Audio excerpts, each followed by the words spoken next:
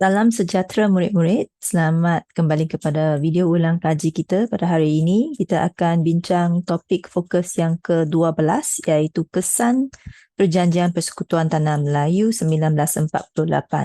Bila kita sebut kesan, terdapat juga perkataan lain yang boleh merujuk kepada benda yang sama iaitu sekiranya soalan tanya mengapakah Perjanjian Persekutuan Tanah Melayu 1948 diterima oleh orang Melayu, jawapan dia masih merujuk kepada kesan kerana kesan daripada perjanjian inilah orang Melayu menerima pentadbiran British yang seterusnya dalam bentuk ini. Dan satu lagi perkataan yang boleh dikaitkan dengan kesan ialah kepentingan ataupun satu lagi ialah kejayaan, manfaat, faedah Perjanjian Persekutuan Tanah Melayu 1948. Okay, jadi dengan itu kita bersambung kepada isi berkaitan dengan topik ini, iaitu yang pertama terdapat 4 pecahan kepada jawapan dia, iaitu yang pertama berkait dengan kedudukan Raja-Raja Melayu, yang kedua ialah kedudukan istimewa orang Melayu, yang ketiga ialah warga negara orang bukan Melayu, dan yang keempat ialah kerjasama kaum. Sekiranya murid-murid imbas kembali, kita pernah bincang tentang sesuatu yang berkaitan dengan topik ini, iaitu kesan Malayan Union. Okay, kalau kita lihat di sini, kesan Persekutuan Tanah Melayu, kita nampak adalah sebalik daripada isi dalam kesan Malayan Union, kerana orang Melayu menentang Malayan Union disebabkan kesan dia yang buruk. Tetapi orang Melayu menerima Persekutuan Tanah Melayu kerana kesannya yang baik, yang telah terbalikkan apa yang buruk dalam Malayan Union. Jadi dengan itu kalau kita boleh kaitkan, senanglah untuk kita bezakan kedua-dua ini. Okay, iaitu kesan Persekutuan Tanah Melayu adalah sesuatu yang baik kepada orang Melayu, di mana kalau kita ingat kembali dalam Malayan Union, raja telah hilang kuasanya. Dan di sini kejayaan mereka ialah mengembalikan kedudukan Raja-Raja Melayu, kerana kuasa mereka lah yang mereka ingin dapatkan kembali, telah mereka berjaya dapatkan, mengembalikan kedudukan Raja-Raja Melayu. Bagaimanakah dikembalikan kedudukan Raja-Raja Melayu? Dengan caranya Majlis Raja-Raja diwujudkan, di mana Majlis Raja-Raja ini adalah dipengerusikan oleh salah seorang Raja Melayu yang dipilih dalam kalangan 9 orang Raja Melayu. Dan seterusnya kita lihat, semasa dalam Malayan Union, orang Melayu telah hilang hak. Jadi, dalam Persekutuan Tanah Melayu, orang Melayu dapat kembali hak mereka, iaitu Persekutuan Tanah Melayu mengiktiraf, bersetuju dengan kedudukan istimewa orang Melayu. Dan pada masa yang sama, kepentingan sah kaum lain, kerana di negara kita terdapat rakyat berbilang kaum. Okay. Dengan itu kita bersambung kepada isi yang ketiga, iaitu kewarganegaraan yang longgar adalah menjadi masalah kepada Malayan Union. Dalam Perjanjian Persekutuan Tanah Melayu, ruang warga negara ini dibuka kepada orang bukan Melayu, tetapi pada masa yang sama orang Melayu diiktiraf sebagai penduduk asal. Jadi ini berjayalah pada masa ini membawa kepada satu perkembangan dalam isu kewarganegaraan ini. Dan yang seterusnya, akhir sekali, dalam Perjanjian Persekutuan Tanah Melayu telah berjaya mewujudkan kerjasama kaum. Yang ini adalah bersambung kepada topik masa akan datanglah, iaitu kemerdekaan negara. Okay, sebab hal ini kerana British telah menetapkan satu syarat, sekiranya negara kita ingin merdeka, kita mesti mempunyai kerjasama kaum. Oleh itu, pembentukan Perjanjian Persekutuan Tanah Melayu telah memulahkan langkah ke arah mewujudkan kerjasama kaum dan memupuk perpaduan dalam kalangan rakyat berbilang kaum di Tanah Melayu dengan menubuhkan jawatan kuasa hubungan antara kaum, dan akhirnya mampu memupuk persefahaman pemimpin pelbagai kaum melalui perbincangan berterusan tentang isu-isu yang berkaitan dengan negara kita. Jadi dengan itu habislah perbincangan kita pada hari ini berkaitan dengan topik. Kita pergi pula kepada latihan. Okay. Semalam kita telah pun menyelesaikan soalan di muka surat 24 dalam modul Pascal. Sekarang kita sambung kepada soalan bahagian pecahan ketiga soalan, iaitu berkaitan dengan soalan kibat. Pembentukan Persekutuan Tanah Melayu 1948 telah menjadi asas kukuh kepada sistem pentadbiran Malaysia pada hari ini. Buktikan. Okay, inilah soalan dia. Sekarang kita sambung kepada jawapan. Jadi sekiranya murid-murid nampak dalam soalan ini, soalan ini dia tanya tentang kepentingan sebenarnya menjadi asas kukuh Persekutuan Tanah Melayu, bagaimana dia boleh menjadi asas kukuh. Sebenarnya kepentingan dia lah kepada sistem pentadbiran Malaysia pada hari ini. Tetapi bahagian kedua soalan ini kita nampak adalah berkaitan dengan sistem pentadbiran. Jadi yang ini adalah berkaitan dengan pengetahuan kita dalam sejarah tingkatan 5, iaitu berkaitan dengan sistem pentadbiran Malaysia. Jadi murid-murid harus boleh kaitkan dan boleh fikir apakah sistem pentadbiran Malaysia pada hari ini, apakah dua perkara utama dalam sistem pentadbiran Malaysia pada hari ini. Yang pertama kita tahu adalah sistem raja berperlembagaan. Yang kedua ialah demokrasi berparlimen. Jadi dua ini adalah sebahagian daripada jawapannya. Okay, jadi dengan itu kita sambung kepada jawapan. Okay, jadi kita boleh mulakan dengan menyalin ayat pertama, iaitu pernyataan soalan ini. Pembentukan PTM 19 kejap 48 telah menjadi asas kukuh kepada sistem pentadbiran Malaysia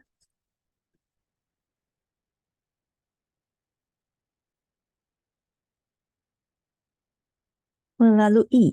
Okay, kita boleh guna melalui untuk sambung jawapan hari ini sebab soalan tanya tentang kita boleh nampak bukti. Bukti ni mungkin kita kena berikan cara-cara lah bagaimanakah pembentukan Persekutuan Tanah Melayu ni menjadi asas kukuh kepada sistem pentadbiran Malaysia melalui,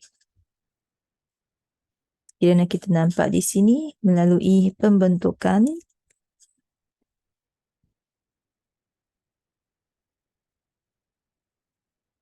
konsep raja berperlembagaan. Okay.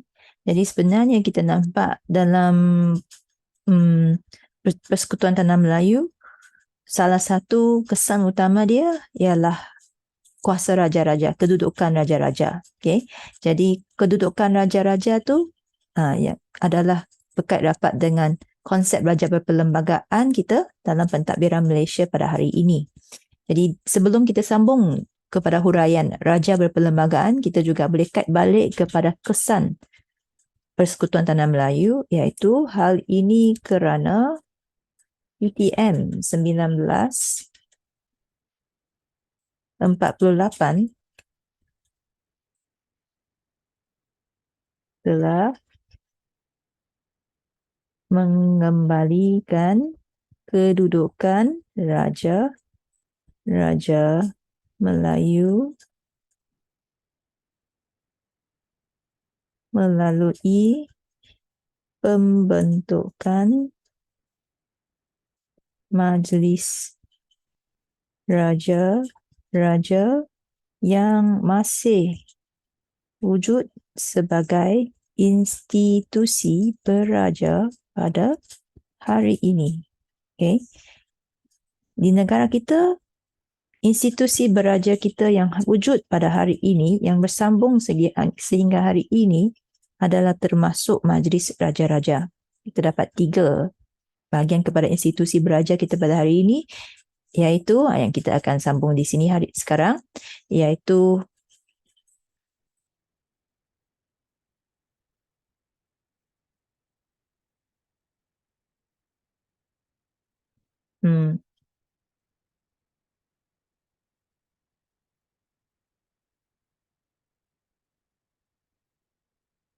Selain itu, iaitu kita sambung, yang ini kita nak sambung tentang raja berperlembagaan pada hari ini, iaitu selain Majlis Raja-Raja sebagai institusi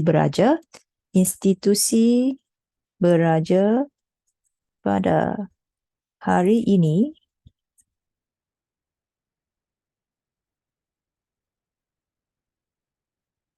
turut termasuk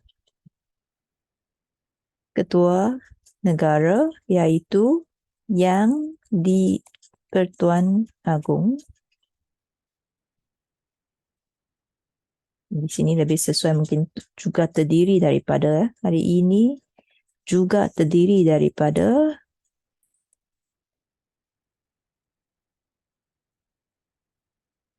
ketua negara, iaitu yang di-Pertuan Agong, dan Sultan sebagai ketua negeri. Okay. Jadi sekiranya kuasa Raja-Raja Melayu, kedudukan Raja-Raja Melayu tidak dikembalikan pada masa itu, tidak mudahlah, tidak salahlah untuk kita kata bahawa besar kemungkinan institusi beraja pada hari ini juga tidak akan wujud. Jadi kita boleh nampak inilah kejayaan pembentukan Persekutuan Tanah Melayu menjadi asas kukuh kepada konsep raja berperlembagaan pada hari ini. Jadi kita lihat pecahan jawapan kita bahagian perenggan pertama ini, kita akan dapat 1 markah konsep raja berperlembagaan, 1 markah mengembalikan kedudukan Raja-Raja Melayu, 1 markah pembentukan Majlis Raja-Raja sebagai institusi beraja pada hari ini, 1 markah, jadi 4 markah. 5 institusi ketua negara yang di-Pertuan Agong, 6 Sultan sebagai ketua negeri.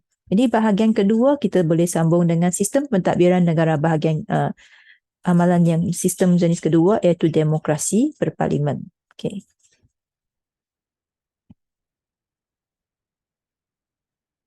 Di samping itu, pembentukan PTM 1948 juga, kita boleh terus sebutlah, juga membentuk asas kepada konsep demokrasi berparlimen. Okay.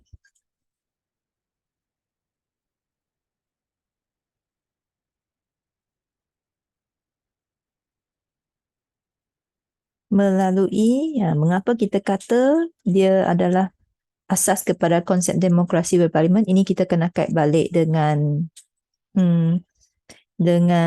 ciri-ciri Persekutuan Tanah Melayu pula, iaitu kewujudan MPP lah, Majlis Perundangan Persekutuan.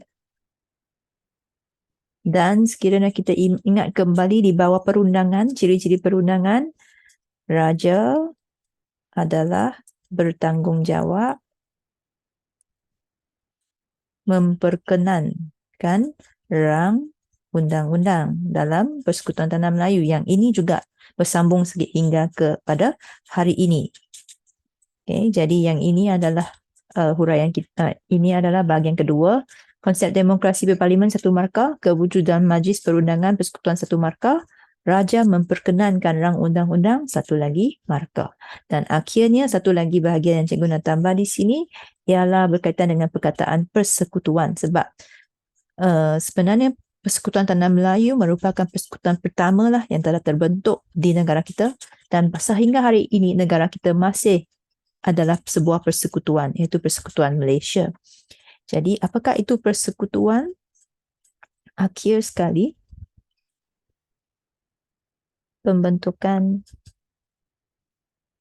PTM 1948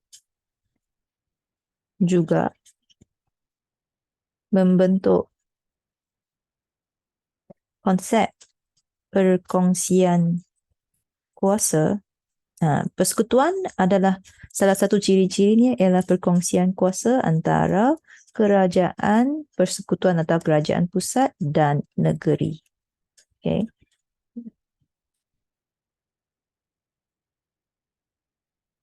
Jadi itu sahajalah isi utama yang kita harus kita boleh tulis sebagai jawapan kepada bukti pembentukan Persekutuan Tanah Melayu membentuk asas kukuh kepada sistem pentadbiran Malaysia pada hari ini.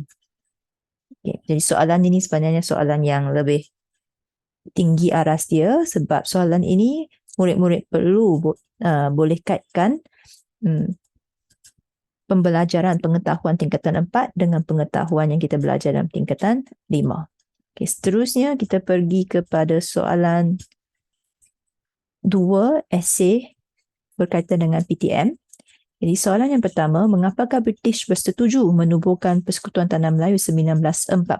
Cikgu nak bincang juga dengan tentang soalan-soalan ini sebab di sini kita nampaklah bagaimana soalan diolah sehingga kita mungkin tak faham apa yang nak ditanya di sini.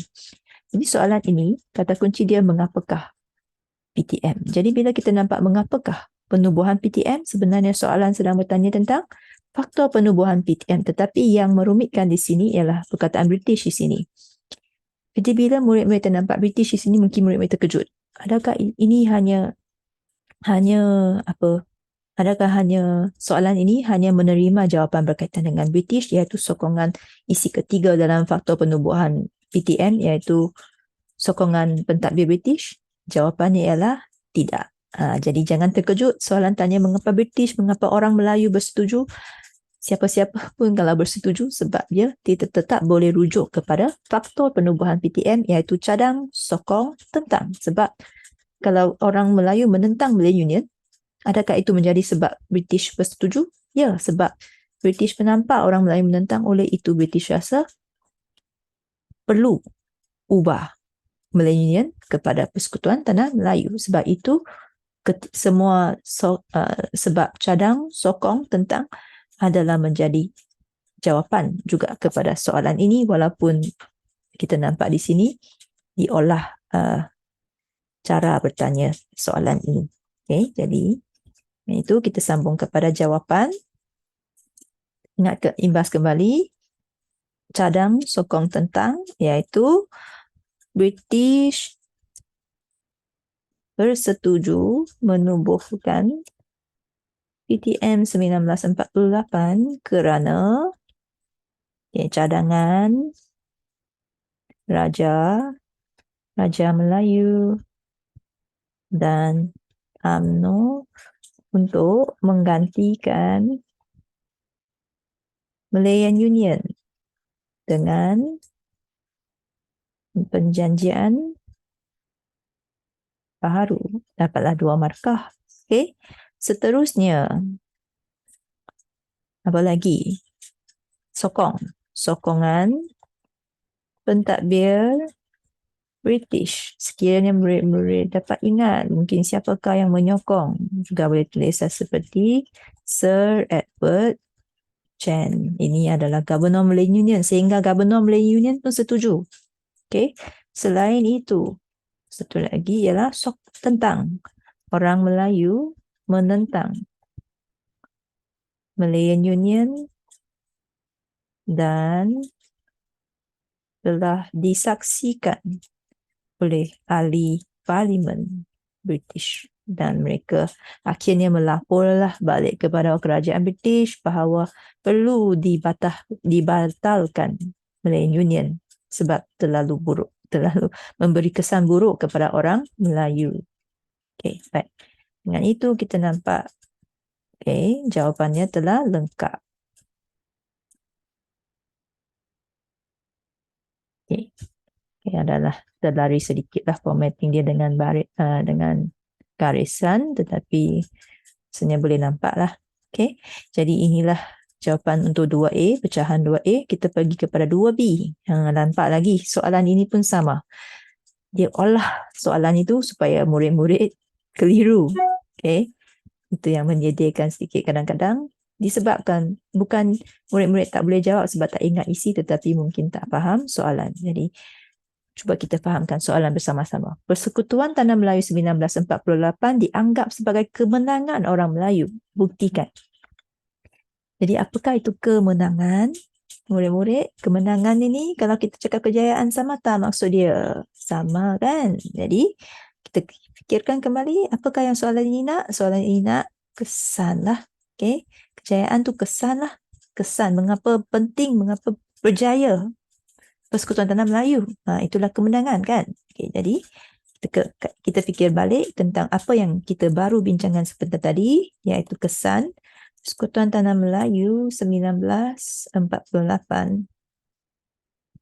dianggap sebagai kemenangan orang Melayu kerana berjaya mengembalikan kedudukan Raja Melayu. Bagaimana? Melalui pembentukan Majlis Raja. Okay, selain itu, apa lagi? Mengiktiraf kedudukan, keistimewaan orang Melayu dan kepentingan sah kaum lain. Di samping itu, ketiga, mereka dapat membuka ruang warga negara kepada orang bukan Melayu dan orang Melayu diiktiraf sebagai penduduk asal. Akhirnya, mewujudkan kerjasama kaum melalui penubuhan. Okay. Tadi sekiranya kita nampak ayat tu panjang, jawatan kuasa hubungan antara kaum, juga boleh diringkaskan sebagai CLC yang mewujudkan perpaduan kaum dan persefahaman antara pemimpin pelbagai kaum. Habis. Okay.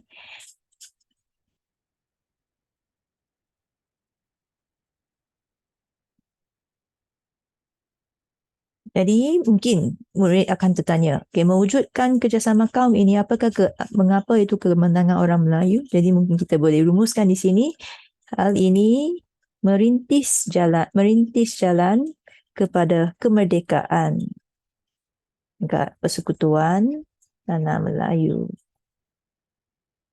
Okay, jadi itulah kebaikan dia untuk orang Melayu. Kemudian kita dapat kemerdekaan disebabkan wujudnya perpaduan. Okay, jadi itulah jawapan untuk pecahan B. Kita sambung pula kepada pecahan C. Berdasarkan pengetahuan sejarah dan pengetahuan anda, jelaskan kepentingan Persekutuan Tanah Melayu dalam pembinaan negara dan bangsa Malaysia. Soalan ini ada kaitan yang rapat dengan soalan C sebentar tadi, iaitu dia kalau kita lihat juga dengan tentang kesan sebab kepentingan.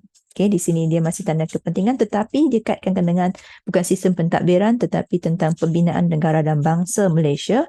Jadi sekiranya kita ingat kembali, ciri yang ini dia kaitkan pula tentang topik tingkatan 4 yang kita pernah belajar, iaitu ciri-ciri negara bangsa.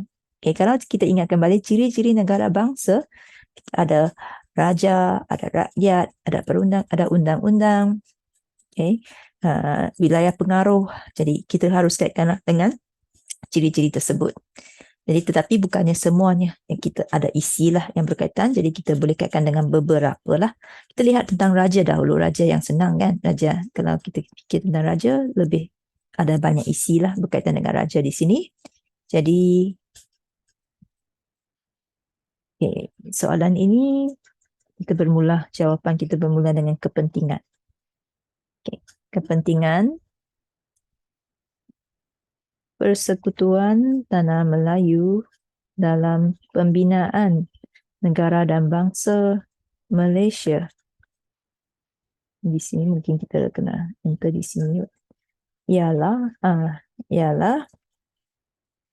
kita nampak raja. Okay, raja mengembalikan sama dengan kesan tadi, mengembalikan kedudukan Raja Melayu melalui pembentukan Majlis Raja. Okay, kita juga boleh kaitkan dengan institusi beraja kita pada hari ini, ataupun kita boleh huraikan apa yang ada dalam Majlis Raja-Raja, tetapi sini cikgu hanya gunakan isi institusi beraja lah, iaitu Sultan menjadi ketua negeri, manakala yang di Pertuan Agong, kita juga boleh guna balik isi ini, yang di Pertuan Agong menjadi ketua utama negara. Okay, baik. Sebab kita nampak itu memang berkait rapatlah dengan ciri-ciri raja. Okay, yang ini kita nampak jawapan kita bahagian pertama ni kita dapat 4 markah, mengembalikan kedudukan Raja-Raja Melayu 1, pembentukan Majlis Raja-Raja 1, Sultan menjadi ketua negeri 1, yang di Pertuan Agong menjadi ketua utama negara 1 lagi. Okay. Seterusnya kita boleh pergi kepada bahagian ciri-ciri berkaitan dengan kerajaan. Selain itu, pembentukan kita kait balik sebenarnya dengan sistem pentadbiran juga bila kita sebut tentang kerajaan. Selain itu, kepentingan Persekutuan Tanah Melayu ialah perkongsian kuasa antara kerajaan pusat dan negeri. Okay, yang sama dengan yang sebentar tadi. Okay.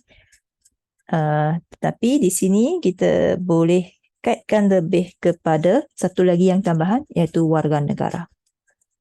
Di samping itu, orang Melayu,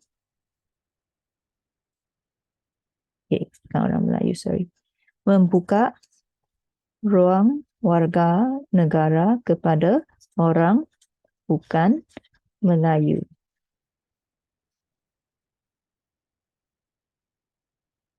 Dan orang Melayu, ini kesan orang Melayu diiktiraf sebagai penduduk asal. Okay. Dan akhir sekali kita juga boleh kaitkan dengan kerjasama kaum, sebab itu juga adalah berkaitan dengan rakyat.